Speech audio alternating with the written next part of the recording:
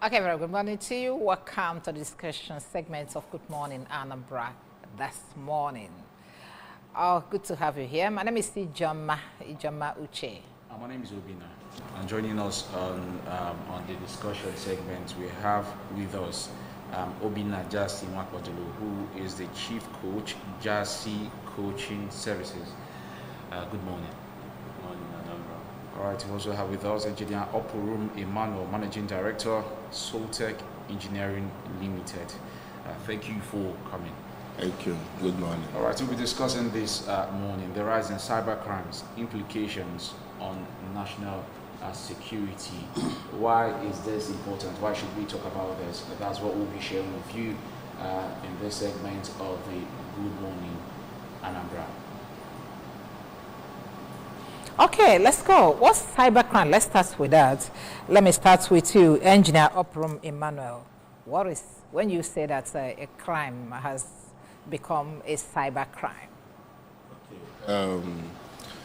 Of course, cybercrime generally involves carrying out criminal activities via the internet or the cyberspace as we know it. So that's just it in a simple term. All right. So talking about cybercrimes, or you just explained, just probably a short definition, a short explanation of what a cybercrime is. So why is it important that we talk about it? And what has actually given rise to crimes on the internet? Okay. Of course, over time, you see the world is gradually transitioning to a digital space or a digital ecosystem. In the past, money, for example, we used to have people keep a lot of cash at home, you know. So when people wanted to rob them, they just go to their house and they are sure they are going to meet a lot of money there, you know. But in today's world, in today's society, people now, money is digital now. People have money in banks, people have money in digital currencies and all of that. So most of the time, if you now go physically to want to rob somebody, you might not be meeting actual cash there. So those crimes that were usually carried out on physically has now moved or transitioned into the digital space. So it's important to talk about these things because so that people can actually know how to safeguard themselves better, a whole lot of issues. But as things keeps going digital, more and more crimes will keep springing up digitally as well. Okay. Thank you very much.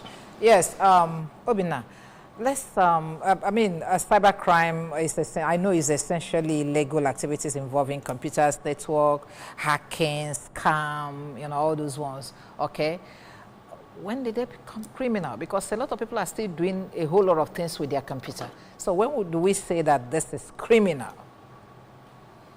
Okay, when we say something is criminal is when you try to do something against the policy of, number one, the platform that is providing services for you, then also against the people that are using such platform is actually criminal. And most times when people want to do that, they have motive of trying to achieve something for their own self through that platform or through that particular arrangement. So anytime you go against, because every platform has their own policy, and also people that are using it as well has also protections they're supposed to have. So when you try to, you know, maneuver those protections for you to be able to achieve one thing or the other. Let's use, for example, WhatsApp. WhatsApp today, I don't know, but there's this prevalent strategy they use of calling you, telling you that I'm calling you from one particular group, that we want to have a meeting, and there's a number that will be sent to you. I thought that one has become popular. Now they have access to your WhatsApp account. WhatsApp account is not bank, but at the same time, when they have access to your WhatsApp account, they have access to your network, and they now use that your network and start begging them money. So we see things like that happen. So generally, like she mentioned, criminality that has to do with computer, network, or any other digital device.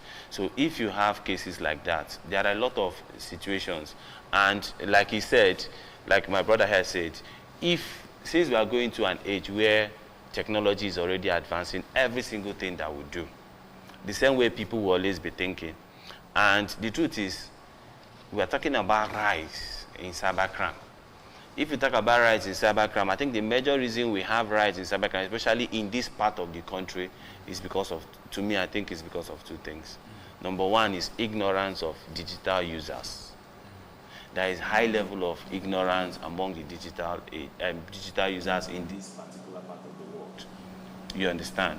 People don't really try to pay attention to security. We want to do things, don't want to pay attention. We can see that generally. Even you see an office that is so big, no even CCTV, no single CCTV will you find there.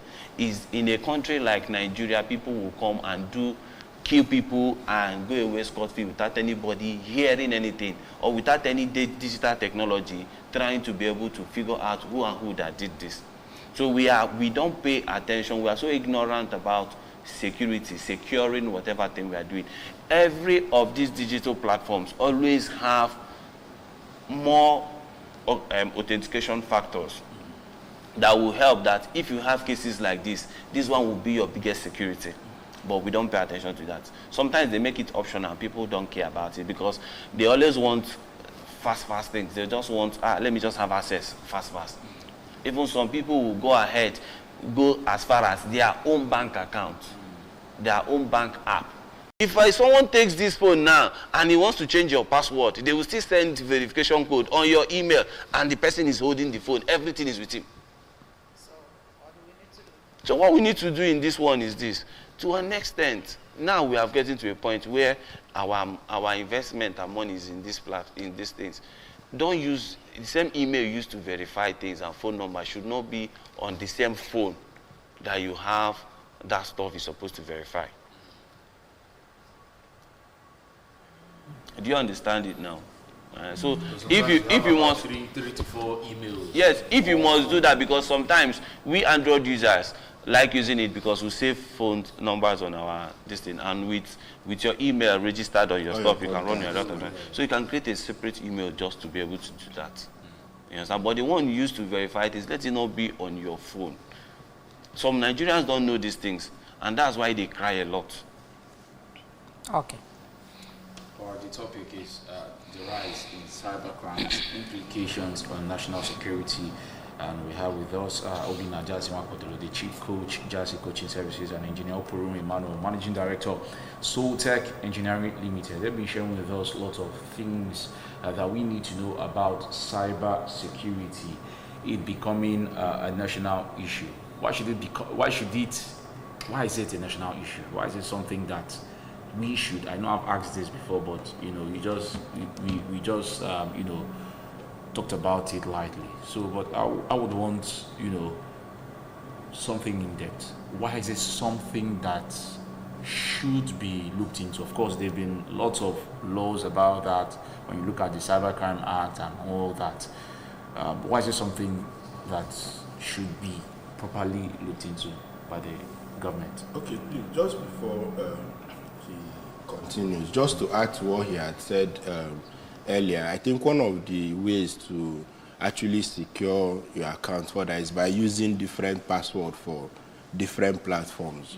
We have scenarios where people use the same password across all their handles. So if a cyber criminal was to access your Facebook, for example, the first instinct is to try that same email and password across other platforms like Instagram, even emails. Some people use the exact same email and password, the same email, same this. So if somebody was to just get access to one, they would probably get access to all. Another thing is to be careful with links. You see, I keep telling people, nobody can hack you without your consent or without your input. It's very difficult because sometimes people say, they hacked my Facebook. The level of encryption that Facebook uses, for example, is not something that you can just crack easily. People just, if I want to hack your Facebook, for example, now, if I don't know your password, I don't know it. I cannot just, for me to breach Facebook to get your password is something extremely difficult, because Facebook uses up to 4 or 5 encryption mechanisms. They use sorting, they use peppering, and so many other mechanisms to secure those passwords. So it comes down to you. First is to use passwords that are not easily guessable, because even if a password was to be encrypted, because most platforms encrypt password before storing them, but there are passwords now that when I see the encrypted format of the password, I already know what the password is going to be. And there are also tools that also do something like that. They take the encrypted format of common passwords and they can now do a reverse engineering on it to get the actual, like people that use 1, 2, 3, 4, 5, for example. Yeah. Some people use passwords. So you see over time now, some of these platforms prevent you from using that, you understand? So, but then again, like I said, most of the time, your input has to be made for people to actually hack you. You understand? And sometimes you get a link that you want money, or click here to watch this or watch that. So if a link is coming from an untrusted source, even when it's from a trusted source, you don't just go online and be clicking links up and down. That is one of the major things that people need to look out for. Like he said too, there are also advanced stuff like keyloggers and all of that. So from time to time, you need to do a proper checkup of your devices to be sure that nobody is eavesdropping. And then again, there is a common saying in the cyberspace that humans are the easiest to hack, you know, and that's why a technique like social engineering is the easiest way to hack people. You understand? So human systems are very complex these days for people to hack them. So most of the time they come down to you as the person. So it's even humans that are now being hacked, not systems. Not systems. Yes. Okay, thank you very much. Thank you, Engineer Oporum. Now, we talked to some people on the street. We're going to bring them in, and when we are done with them, we'll come back and look at the implications of cybercrime on national security. Okay? Okay, so let's take a break here.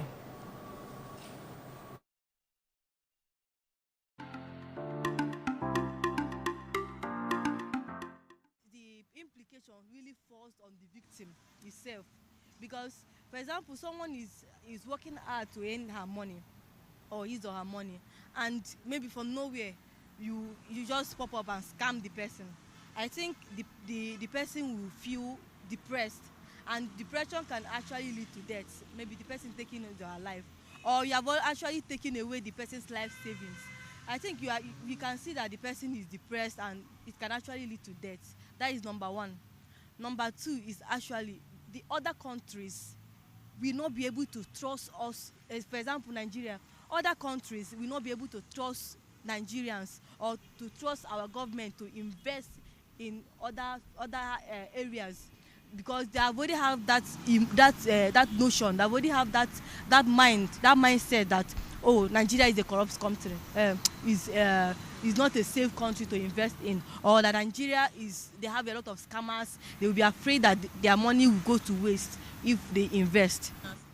It's something that's really eating on us. Everybody's scared of even exposing yourself, you know, in the internet because of this cyber insecurity. Once you are exposed, all these criminals that are, you know, acting in that line, they have access to your privacy. They have access to things that people are not supposed to know about you, and it's costing us a lot. Unlike before, it's only when you expose yourself, you get exposed. But now, even no matter how you try to stay off, you know, social media, stay off the internet, they'll still dig and get to whatever it is that. And it's actually, you know, is a major problem with this insecurity problem we are facing in Nigeria. You are in your house, you can't even sleep. Talk more of you when you are on the street. You know, criminal acts. And I don't really know, because this thing is just, the more people know about the internet, the more they have access to you, the more they divide different means of, I don't know, sometimes I look at this internet and think it creates more harm than good, honestly. Because when it was not there, at least security wise, things are a bit peaceful. But now, no more security for anything. Is it your money? Is it your life? Your children going to school? Anything. We're just living like always in fear. Cyber system is wide, very wide.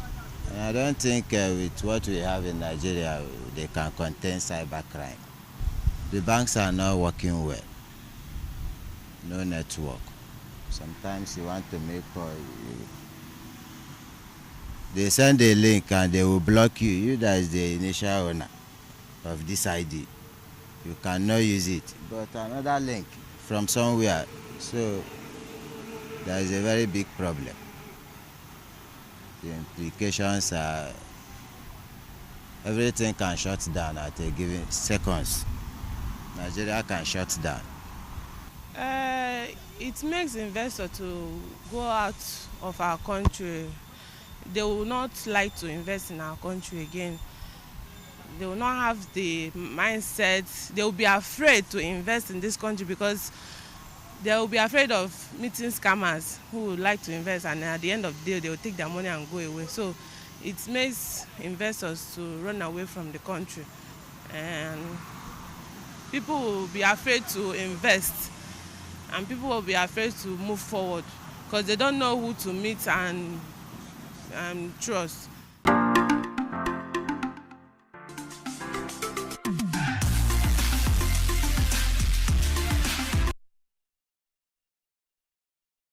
Okay, good to have you back. It is still Good Morning, Anambra, and we're looking at the rise in cybercrimes implications on national security. We've been able to touch some areas about the cybercrime thing, looking at what it's all about, looking at the types of cybercrime, and then some areas, some ways we have fallen victims, okay, to all this. But then we're going to look at the implication, because I know sometime in the past we started this registration of national identity number, that's names, and then they say the intention was just to control insecurity and to make sure that what we have belongs to us. But then it seems we're still having this problem. And that was the issue of controlling the terrorists to ensure their movements or whatever they do and whatever, the bandits and the whole lot. But I don't know. If you ask me, okay, let me ask you, because I'm here to ask questions, Obina. Have this really impacted on our national security? Is it the need? Yes. Well, we are like Nigeria. You are in Nigeria too. And I'm sure you have ears. Sometimes I wonder where I am. I'm sure you have ears. And somehow, people around you must have told you things. The truth is, the level of insecurity we have now is alarming, very much alarming. And if need we are doing is to help solve that, that means we've not actually achieved anything. Because people are still being kidnapped almost every day. People carry guns, come to the streets, kill people, and we'll never hear on the radio, maybe few days or few weeks after, that the security apparatus we have was able to tell us who and who that did that, maybe from the vehicle first to the individuals. Sometimes we even see cameras, people from their various homes videoing these guys, and yet it's still not enough. Ransoms are paid, most times through the banks. Through the banks, exactly. And then they're not traceable. So calls are made to the families of the kidnapped. Okay. With the same phone we use. The same phone that we are using, we have registered the same. Yeah, so I don't know. So I don't think they've gotten it right on that. And the thing there is sometimes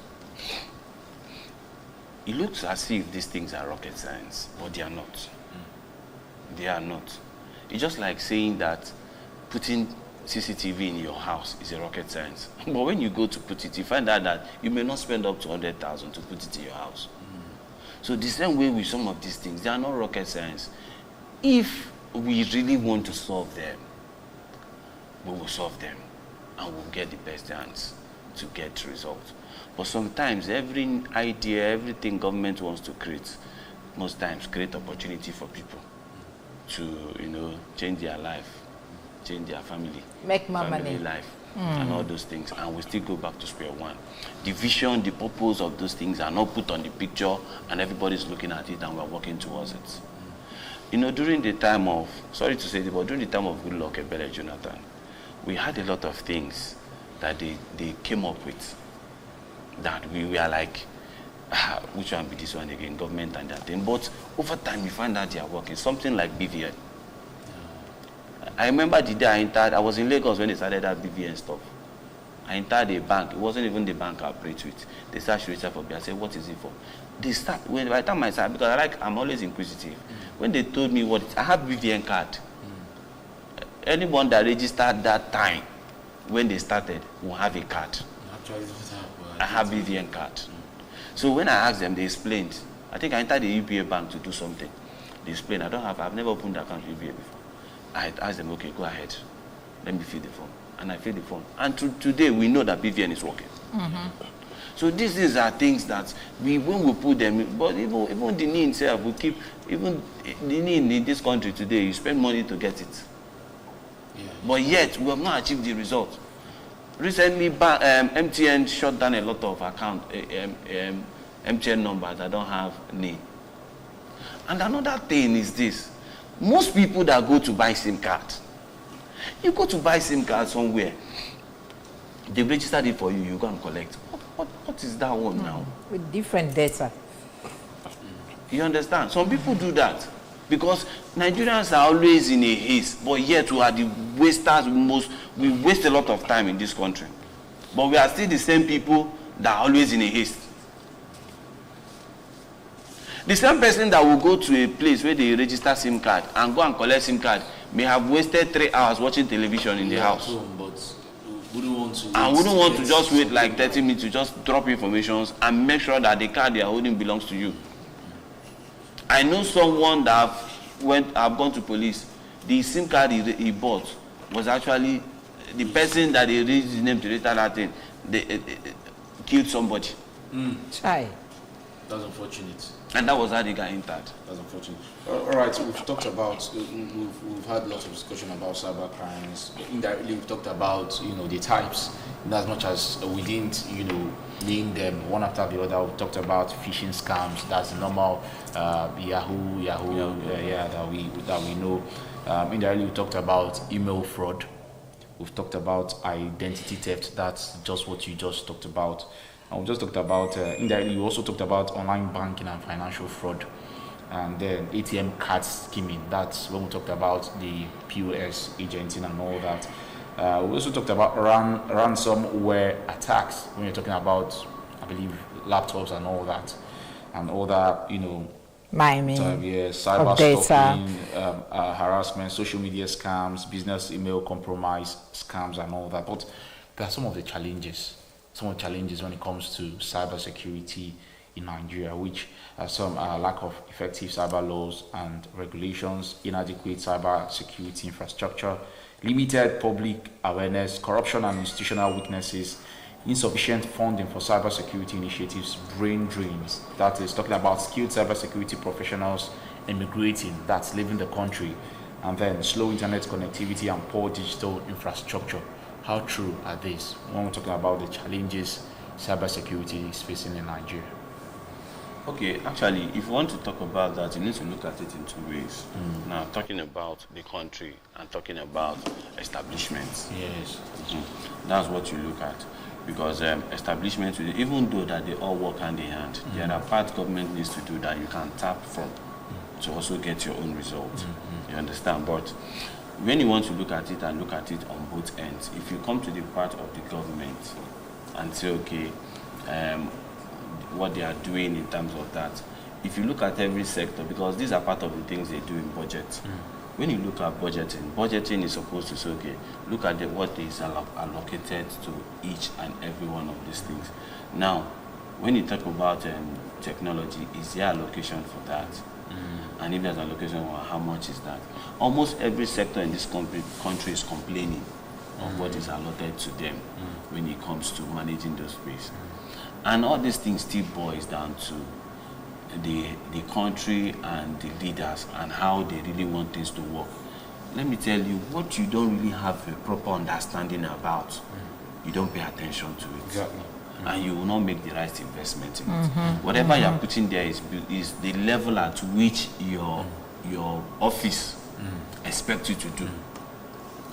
The little I went into agriculture, I found out that I was not looking at even budget. I found out that even the budget that is being given to agriculture can never make Nigeria, unless if individuals put their own personal effort to get results. So it's actually the same thing cut across when you go to government. Then when you now come to private sectors, most private sectors that have platforms where they have access to people and they're actually using them, most of them, they don't channel their money the right way. And it's because we don't have a government, a monitoring organization that actually monitor them. The other day I was watching Arise TV. There was this company in US that was being fined because they went against the law, the cyber policy law. Do you understand? I think they are into e-commerce or something. We don't have these things here. And because of that, it gives them an advantage. Go and look. If you have one problem, just even make mistakes, send money to the wrong account. All right. If you make mistakes, send money to the wrong account in this country.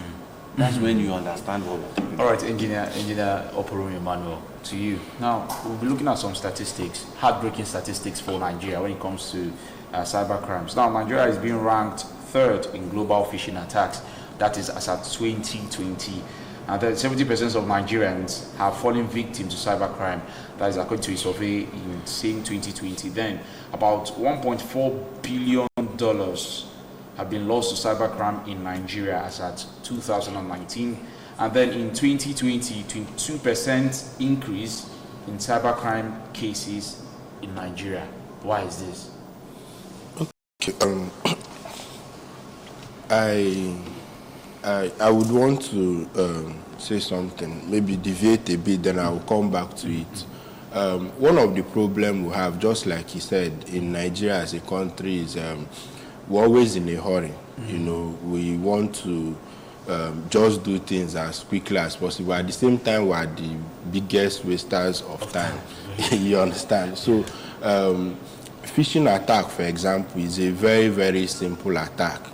And people fall victim to phishing attack because they don't pay attention. They're always in a hurry.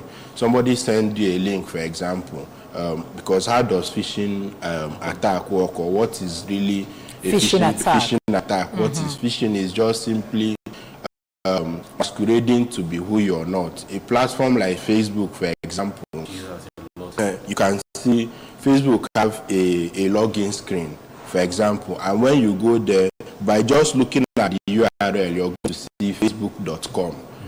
And of course, every big platform you see usually have a lock, what we call SSL, Secured Socket Layer. So when you go to these platforms, you always see a green key with a lock by the side of the URL. And most times when you click on that lock, you see verified by, you see the people who issued that security. Now, in phishing, somebody can now go and create the exact same login screen for Facebook, Apple, depending on what they want to use it for. And by simply looking at the URL carefully, you can already see that you're being phished. Because instead of the normal facebook.com, for example, you will now see something like the face might not have 2A or 3A, or the book might have 3O or something like that. But you see there is something is odd. Or instead of O, you will now see 0. This one you're even saying, when they come to most of these governments, they say government wants to give 50,000. Yeah, exactly. You see that a lot of people send. Yeah, you understand? Government stuff end with NG and all that. You don't see one link like that. That doesn't have anything. You understand? And they send it to you. You understand? And people share it. You know. Sometimes even when you try to correct people, especially the elderly ones. Parents looking out for, especially I'm just saying, even young people do that. I'm just saying sometimes the elderly ones are trying to tell them, oh, this is actually wrong. You know, parents always looking out for their kids, wanting you to get jobs or something. Say, do this. There's something wrong with this. So, like, I think it comes down to lack of awareness. Mm-hmm. It comes down to lack of awareness. So, what in all this? What do we do?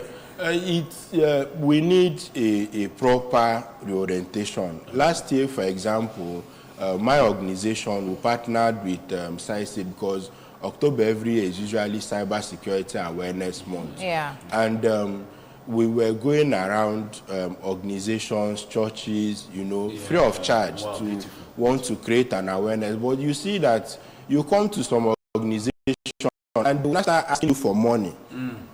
For you to actually do an awareness for them. Do you understand that they should ordinarily be paying for, if not that some NGOs has actually taken care of some of the bills, and they're asking you for money for something that is not going to benefit you. So our system is a very complicated system. I'm a very practical person, and it's not just, of course, it's not just a Nigerian thing, it's everywhere in the world, but our own is complex. And cybersecurity in general as well. Of course, I've been in this space for a very long time. And one of the things you find out is whenever you try to create a solution, you also create multiple problems. It's how it is.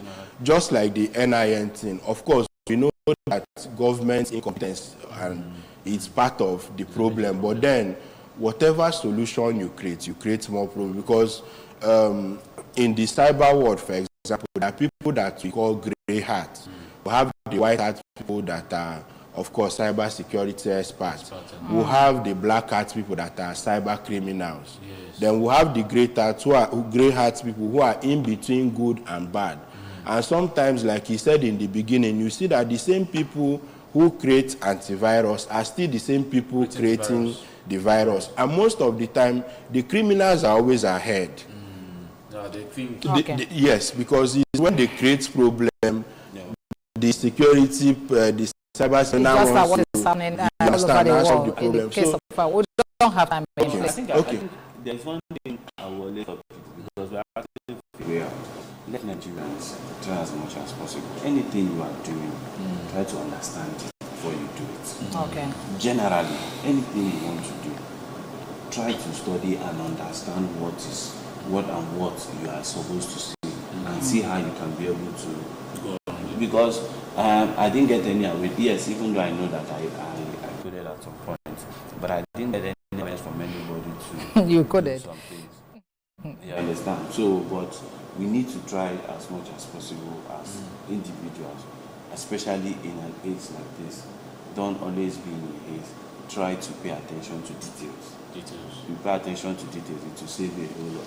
Very important. Thank you very much. Thank you. We looked at the rise in cybercrimes, implications on national security, as we had this gentleman that joined us to discuss it, Obina Jasti Mwabudolu, Chief Coach, Jasti Coaching Services. Well, thank you very much for joining us today. And then Engineer Oprum Emmanuel, MD Sport Tech Engineering Limited. Thank you for coming today. Yeah, you're welcome. Okay, and that's the way it's been today as we conclude Good Morning Anambra discussion. My name is C. Jama. My name is Obina.